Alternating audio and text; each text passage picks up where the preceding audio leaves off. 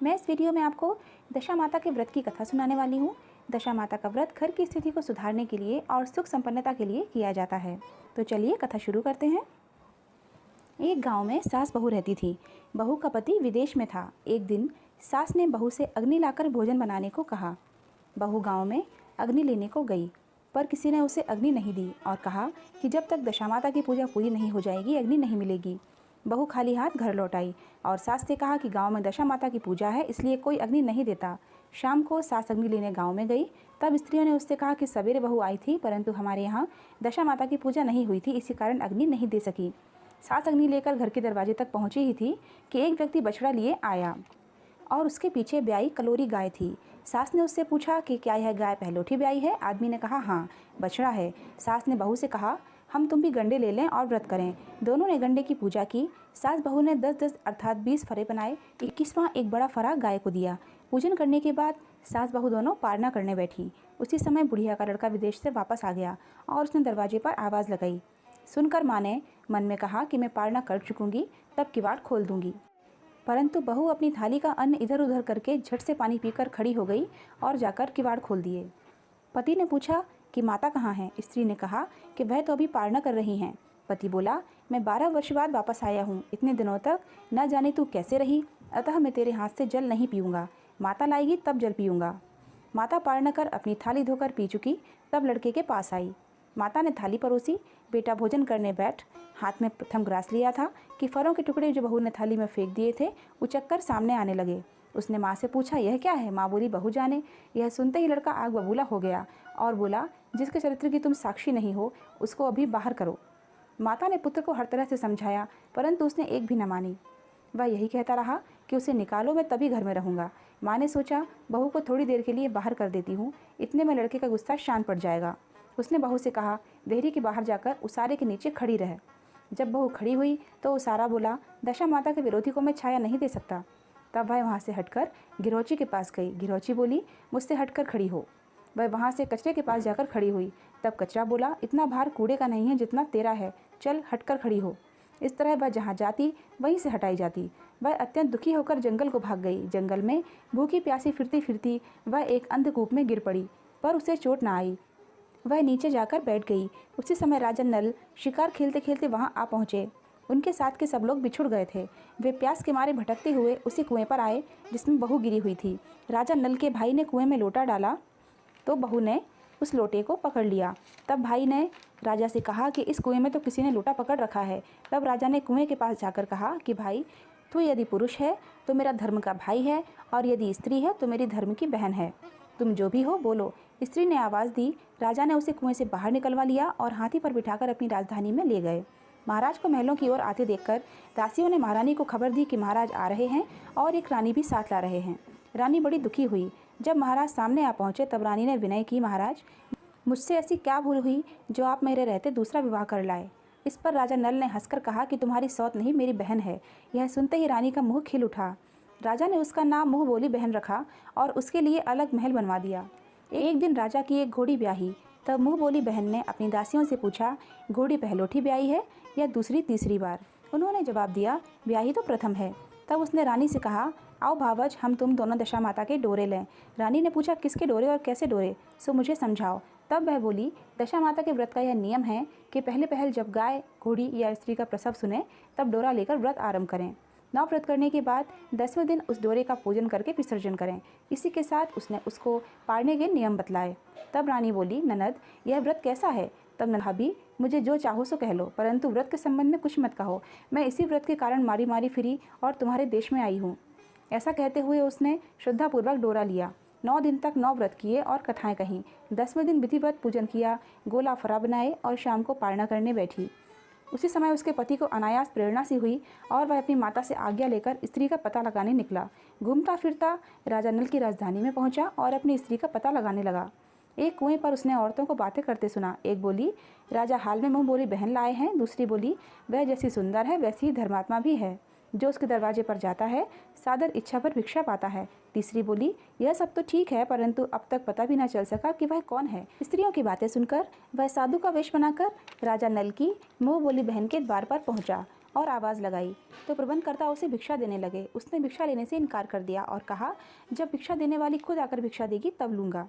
तब लोगों ने उससे कहा, इस समय वह दशा माता का व्रत करके पारणा कर रही हैं, तब तक ठहरो। वह चुपचाप बैठा रहा। पारणा कर लेने के बाद वह मुट्ठी में मोती भरकर लाई, परंतु पति को पहचानकर मुस्कुराती हुई लौट गई। दोनों ने एक दूसरे को पहचान लिया था।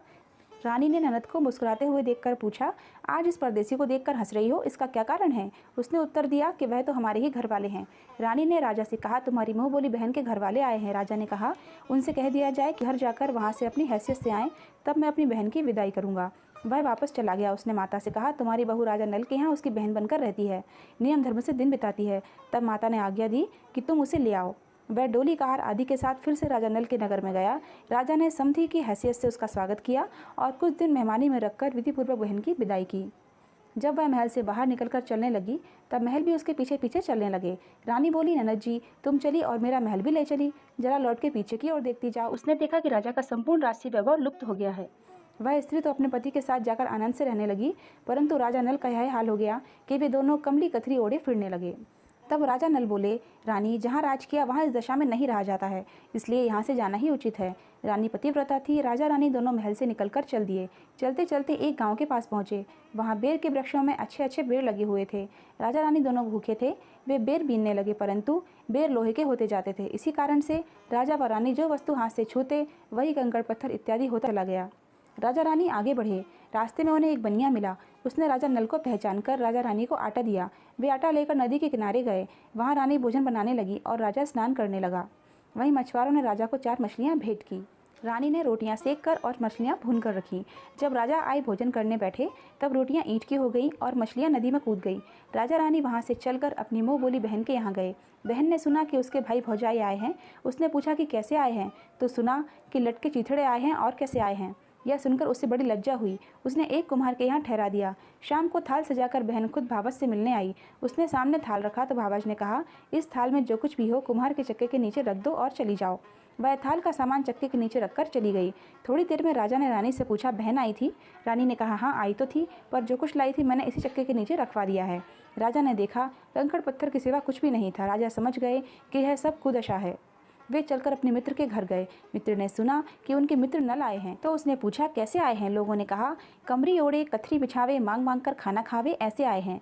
मित्र ने दुखी होकर कहा, कोई हानि नहीं, जैसे आए हैं आखिर मित्र हैं, उनको महलों में ले आओ। मित्र ने बड़े आदर भाव से उनका सत्कार किया, भोजन कराया और एक कमरे में उनके सोने के लिए पलंग बिछवा दिया। उस कमरे में खूंटी पर 9 लखा हार टंगा हुआ था। आधी रात के समय राजा सो गए थे। रानी ने देखा कि हार वाली खूंटी के पास वाली दीवार में एक मोर का चित्र बना है। वह हार को धीरे धीरे निगल रहा है। रानी ने राजा को जगाकर वह दृश्य दिखाया। तब राजा ने कहा, यहाँ से भी चुपचाप चलना चाहिए, नहीं तो सवेरे चोरी का कलंक लगेगा। राजा रानी दोनों रात को उठकर भाग चले और एक अन्य राजा की राजधानी में पहुँचे। वहाँ सदाव्रत दिया जाता था। राजा रानी भी गए। उस समय सदाव्रत बंद हो चुका था। वहाँ के अधिकारियों ने कहा कि यह लोग न जाने कहाँ से भागे आए हैं, मुट्ठी मुट्ठी चने दे दो। इस प्रकार कुवाच्य और अनादर सहित दान लेना अस्वीकार करते हुए राजा रानी बोले कि ऐसी कंजूसी है तो सदाव्रत देने का नाम क्यों करते हैं। इस पर दानाध्यक्ष ने कहा, राजा को कंजूस कहते हैं, इनको हवालात में बंद कर दो। इस तरह राजा रानी दोनों को कोठरी में बंद कर दिया गया।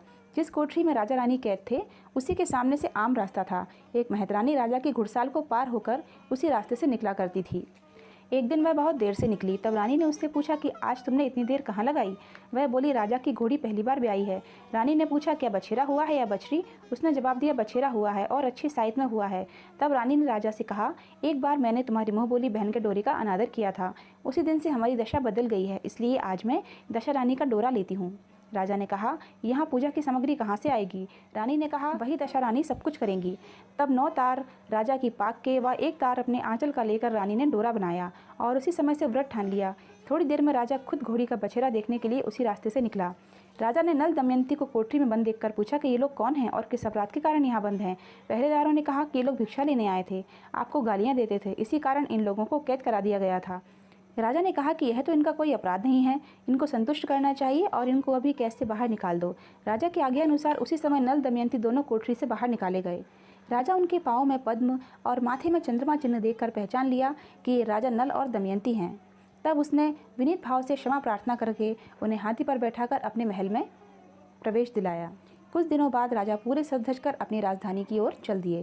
पहले वे अपने मित्र के यहाँ गए। मित्र ने राजा नल के आने की खबर सुनी और पूछा, मित्र कैसे आए हैं? लोगों ने कहा, अब की बार तो वो बड़े ठाट बाट से आए हैं।